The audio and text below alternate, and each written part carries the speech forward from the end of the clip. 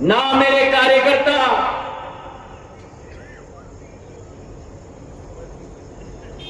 लेकिन मेरी क्षेत्र की पूजनीय जनता और मेरा एक एक भाई और बहन जो इस प्रांगण में बैठा हुआ है,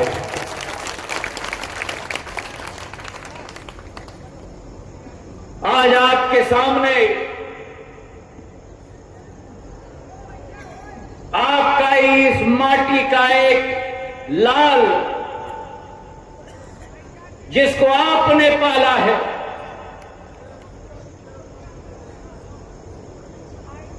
जिसे आपने आशीर्वाद प्रदान की है, जिसे आपने बर्दाश्त अपना दिया है, आपके सामने प्रणाम करते हुए नतमस्तक हो गया।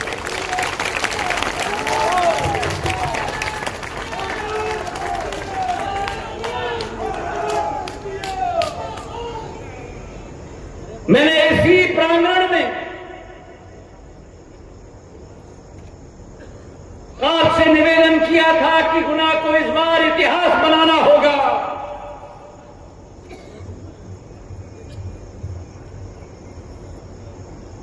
गुना को अपना परचम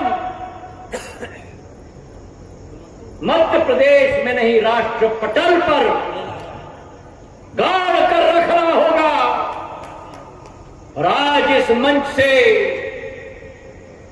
मैं अपने एक एक सेनापति, मेरी मातृशक्ति सेनापति, मेरे नौजवान सेनापति, मेरे एक एक किले के किलेदार सेनापति, मेरे सर सेनापति, मेरा एक एक इधर कार्यकर्ता नहीं, सैनिक को दिल के गहराइयों से मैं धन्यवाद अर्पित करना चाहता हूं। मेरे भाई और बहनों, क्या इतिहास रचा है। मैं निःशब्द हूं। अगर मैं कहूं कि मैं कृतज्ञ हूं, वो काफी नहीं है। जो आपने अपना आशीर्वाद प्रदान किया, आपने अपना बर्दाश्त प्रदान किया, जहां आपने एक एक बूंद पसीना का टपकाया है, ये सिंधिया परिवार का मुखिया सौगंध लेता है कि आपके पसीने के बदले में अगर मेरी खून की भी जरूरत होगी तो वह हाजिर है। मेरे भाई और बहन, मैंने आपसे निवेदन किया था कि एक एक किले पर छत्रपति शिवाजी महाराज की तरह भगवा झंडा गाड़ के रखना होगा। और आज मैं आपसे कृतज्ञ हूं कि गुना और बमोरी के एक एक किले पर भगवा झंडा गाड़ के मेरे सेनापतियों ने रखा। और आज मैं आपसे वादा करता हूं कि आपने अपनी जिम्मेदारी बेखूबी से निभाई। अब जिम्मेदारी मेरी है। गुना का विकास और गुना की प्रगति मेरे लिए एक सांसद का दायित्व तो नहीं बनता, मेरे लिए मेरा धर्म ग्रंथ बनेगा। मेरे भाई और बहनों, जो पद आपने दिखाया है, ये जीत सत्य की जीत है। ये जीत मेरे एक एक सेनापति की मेहनत की जीत है।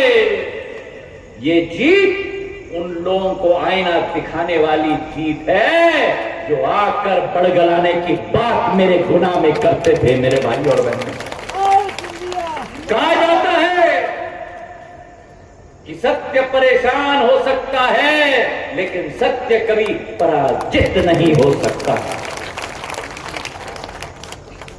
और जो गुना ने करके दिखाया है,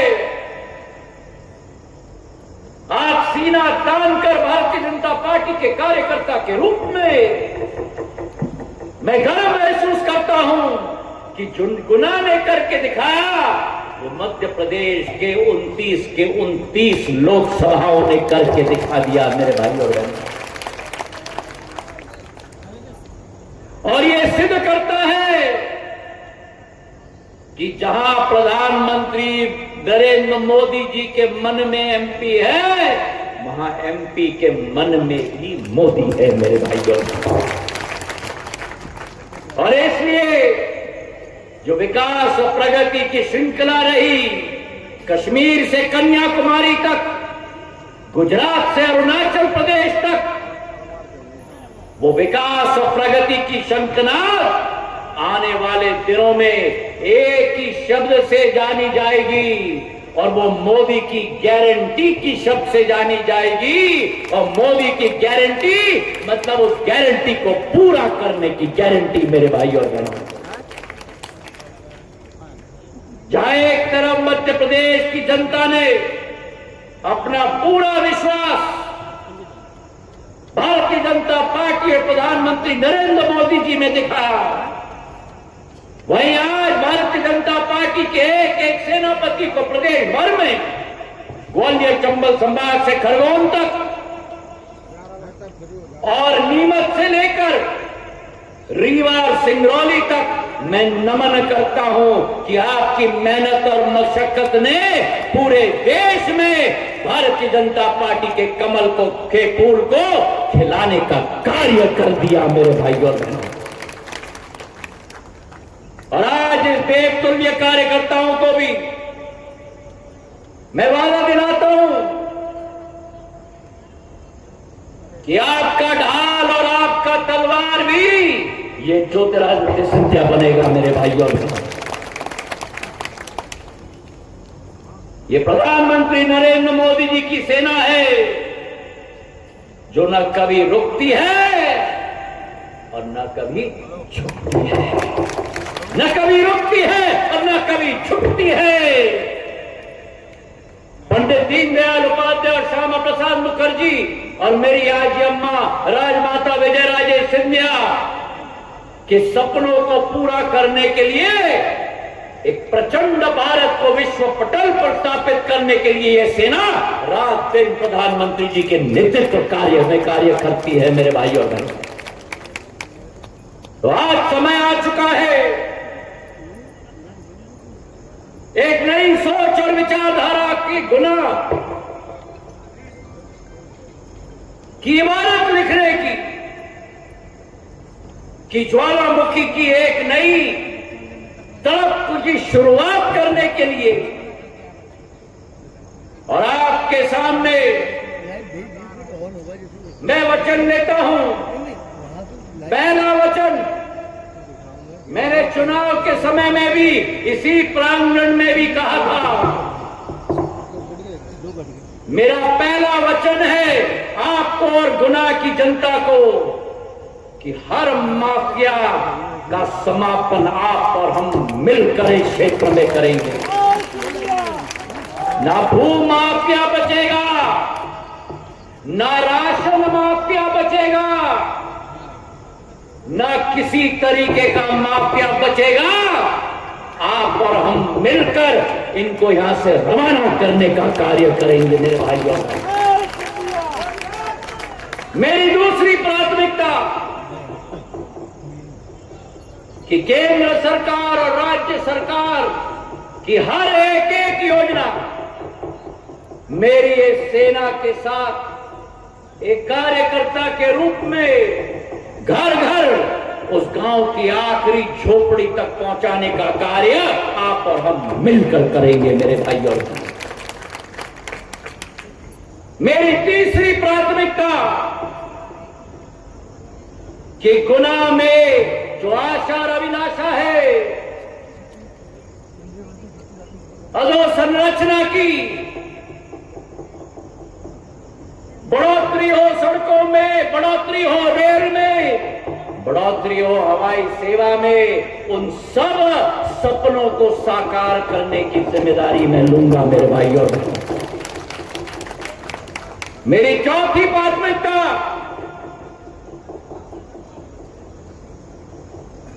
गुना की जो आने वाली पीढ़ी है युवा पीढ़ी हो, उनका कौशल विकास हो, हर तरीके से 21वीं सदी के भारत में मेरा गुना का नौजवान अपना झंडा लेके गाड़ पाए, ऐसी स्थिति हम लोग गुना में तय करेंगे मेरे भाई और बहन। और मेरी आखिरी और 5वीं प्राथमिकता हमारे दलित, शोषित, वंचित, पीड़ित, आदिवासी वर्ग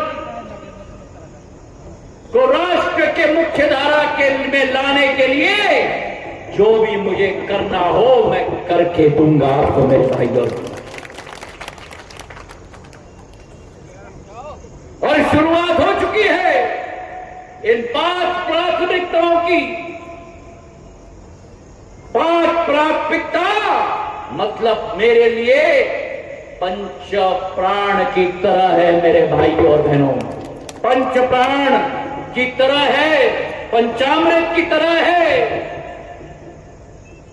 पिछले दिनों में खाद की कमी थी,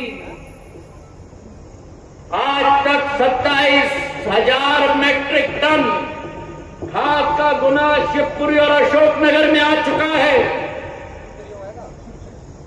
फिर भी खाद की किल्लत थी।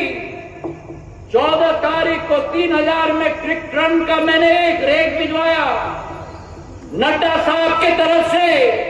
20 तारीख को एक रेक मैंने भिजवाया और आने वाले 30 तारीख के पहले 3,000 मैट्रिक टन का एक और रेक संसदीय क्षेत्र में पहुंचने वाला है। और 5 जुलाई तक 6,000 मैट्रिक टन की जो किल्लत है उसे पूर्ण करने के लिए 5 तारीख तक दूसरा रेक भी मैं पहुंचाऊंगा ताकि खाद की कमी मेरे किसान के लिए ना हो।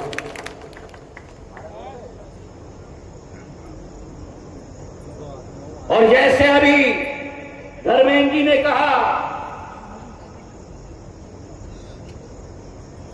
मेरे सेनापतियों को मैंने इसके बारे में बहुत सुनाया, इतना सुना दिया कि विभाग प्रधानमंत्री जी ने मुझे जिम्मेदारी दी।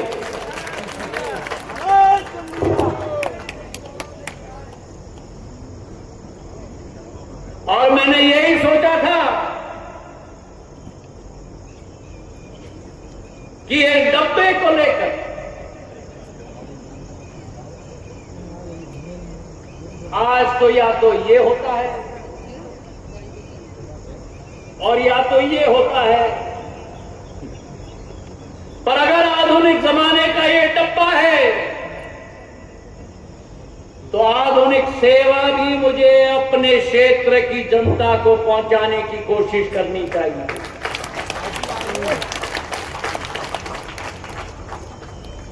तालियां तो बजा दी, मैंने तो कुछ नहीं कहा।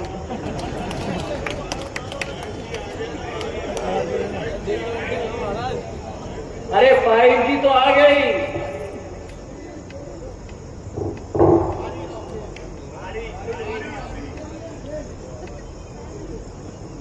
5G तो आ गई, लेकिन 5G संतोष का फोन ले रहा हूं मैं, डब्बा। 5G आने से क्या होगा? 5G आने से तो संतोष की घरवाली को और परेशानी हो जाएगी, क्योंकि संतोष इसमें और कैद हो जाएगा। 5G से आने से संतोष की घरवाली और संतोष के घर के बच्चों को भी सुविधा मिलनी चाहिए, ऐसी सेवा आनी चाहिए। तो पूरे देश में मैंने 10 गांव चुने हैं, पूरे देश के अंदर जो इस 5G सेवा के साथ हम ऑप्टिकल फाइबर लगाएंगे। गांव के अंदर ऑप्टिकल फाइबर गांव के अंदर लगेगा, उसके साथ 5G का कनेक्शन होगा, उसके साथ 5G के अनेक सॉफ्टवेयर बनेंगे इस डब्बे के अंदर। डब्बा हार्डवेयर होता है और हार्डवेयर और सॉफ्टवेयर का जब संगम हो जाता है तो जादू शुरू हो जाती है। और जादू मतलब क्या, मैं समझाता हूं। देश में 10 गांव मैंने चुने हैं, और अगर 10 गांव मैंने देश में चुने हैं, मेरे संसदीय क्षेत्र में अगर 3 जिले हैं तो 10 में से 3 तो मेरे यहां होने चाहिए। आरी गुना की, बमोरी की, सिरसी बेल्ट में,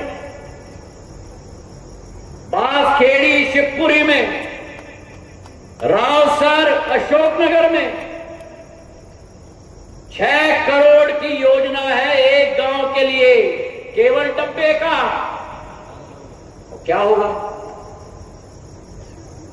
पूरा ऑप्टिकल फाइबर लगेगा डब्बे के अंदर, किसान को सॉफ्टवेयर मुफ्त में मिलेगा, किसान अपने डब्बे पे देख पाएगा कि फसल को पानी कब चाहिए।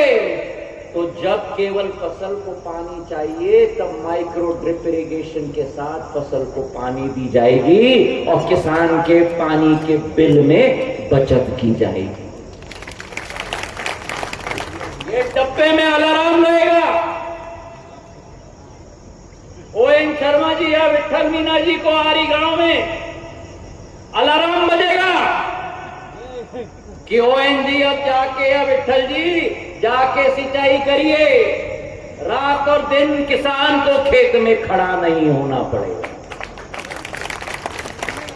ये डब्बे के साथ हम ड्रोन देंगे। ड्रोन में नए तकनीक के कैमरा लगेंगे, तो जब कीड़े आते हैं ना फसल को खाने के लिए, किसान को मालूम पड़ता है जब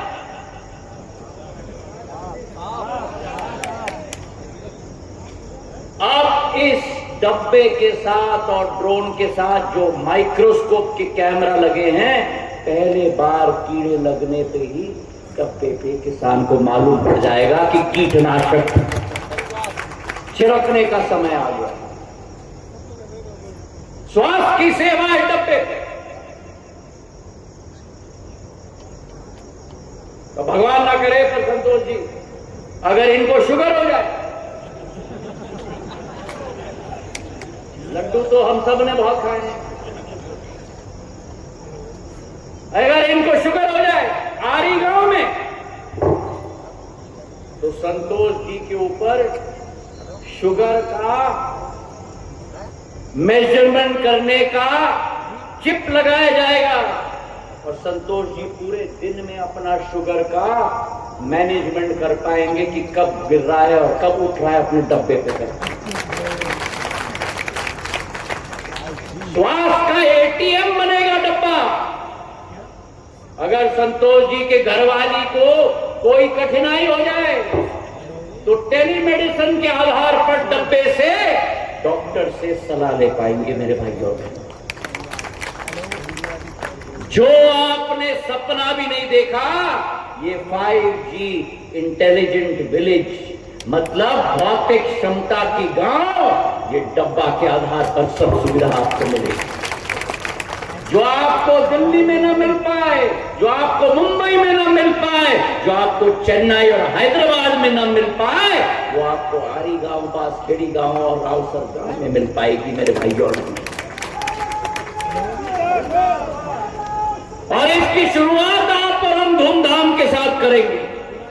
पर मेरा कहने का तात्पर्य यह है कि प्रधानमंत्री जी के नेतृत्व में भारत का नया युग आया है।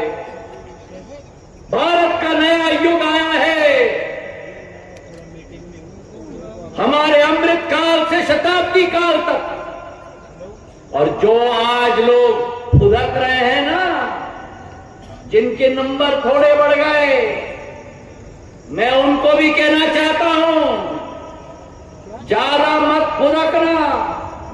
देश की जनता ने 75 वर्षों में पहली बार एक प्रधानमंत्री को तीसरी बार चुनकर प्रधानमंत्री बनाया है। इस देश में किसी और प्रधानमंत्री को चुनकर नहीं बनाया 3 बार, केवल नरेंद्र मोदी जी को चुनकर बनाया है।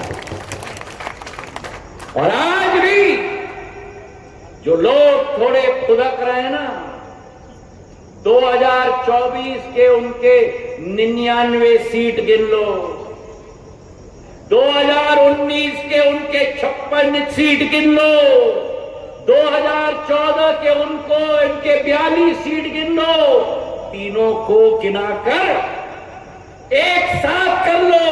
उसके बाद भी प्रधानमंत्री के 240 से कम आए हैं 3 चुनाव के मेरे भाई और बहनों। आज प्रचंड बहुमत के साथ प्रधानमंत्री नरेंद्र मोदी जी को प्रधानमंत्री देश की जनता ने बनाई है। और आज आप और हम संकल्प लेते हैं, उनका मिशन है एक विकसित भारत, उनका मिशन है एक आत्मनिर्भर भारत, और आप और हम सब सैनिक बनकर उस संकल्प को पूरा करेंगे। इन्हीं शब्दों के साथ आपके सामने झुककर नतमस्तक होकर मैं प्रणाम करता हूं। धन्यवाद। जय हिंद, जय भारत, भारत माता की, भारत माता की, भारत माता की। सभी कार्यकर्ताओं से आग्रह है, कोई भी